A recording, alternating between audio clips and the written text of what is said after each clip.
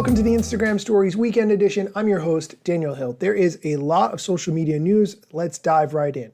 First, on the TikTok blog, they have announced something called Direct Post, seamless integrations with Adobe and a range of partners. Here's how this works. If you are using an app like, for instance, Adobe Premiere Pro or Adobe Rush or Twitch or other kinds of video apps, whether they're editing apps or content creation for live streaming, whatever, they are integrating something called Direct Post, which allows you to take that content and go directly to TikTok without leaving the workflow. So it's easier to create and share content. If you think about your current editing process, you probably have to export from, for instance, Adobe Premiere Pro to a file, then somehow transfer that to your phone, like through Google Drive or Dropbox or something similar, then upload it to TikTok. It's a lot of steps. So being able to do this directly through the apps that you use to edit or create that video is going to make your life a lot easier.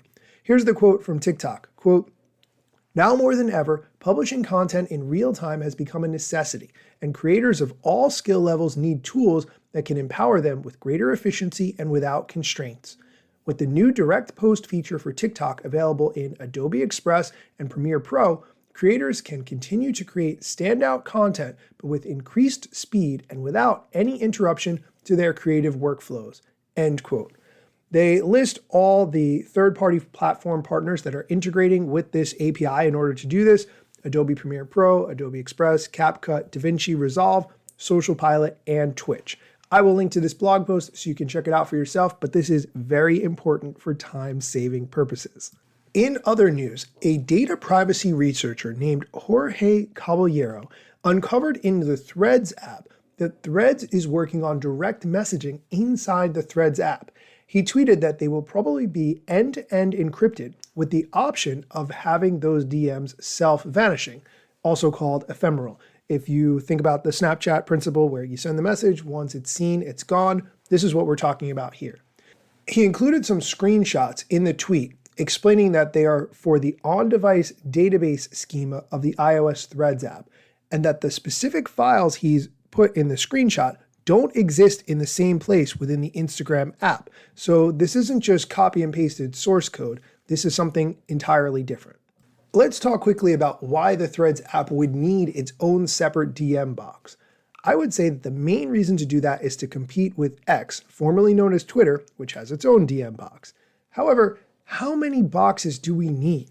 If you think about having one for Facebook Messenger, Instagram, WhatsApp, and now Threads, that is a lot of meta inboxes to check. Not a fan of that concept myself, but I could see how someone else would want it, especially if they're used to the X, formerly known as Twitter, DM interface. We are going to take a quick break. When we come back, we're going to talk about how you can stop Instagram from tracking you across other sites and apps, as well as some X, formerly known as Twitter, content news. So stick around. Are you ready to monetize your social posts and ride the instant shopping trend? Check out BecauseILoveIt.com, known as Billy. I've connected with them recently, and I'm loving their vision to empower influencers. Whether you're on Instagram, TikTok, or any other platform, Billy is where you can create your own online store to feature products you love. The best part is that brands reward you with a commission on every sale. Easy as that. Visit BecauseILoveIt.com/Daniel Hill to join Billy and get $100 in free credits to share with your audience. Head over to the link in the show notes to learn more and sign up. And we're back. Okay, let's get into an Instagram update that has to do with tracking you. In case you were unaware, Meta as a whole tracks you wherever you go on the internet because you're using their apps. And even if you don't use their apps, they're still tracking you across the internet. However, Meta has added the ability to turn some of those tracking mechanisms off and delete some of the past ones.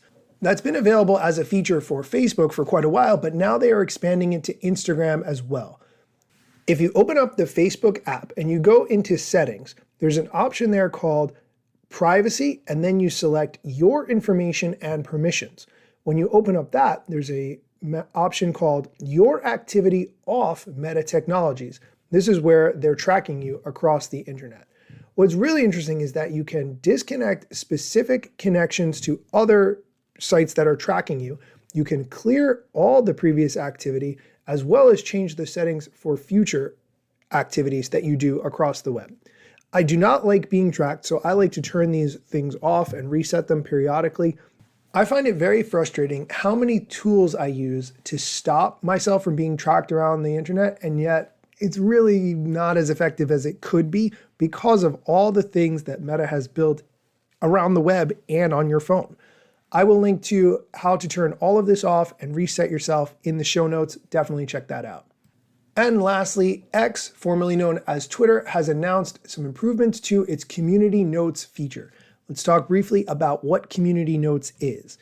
If you see some posts on Twitter that are controversial, that may or may not be accurate, people who have volunteered as community members can add context to the issue with links or other supporting documentation so that you can determine whether or not that tweet that you see is factually accurate or not.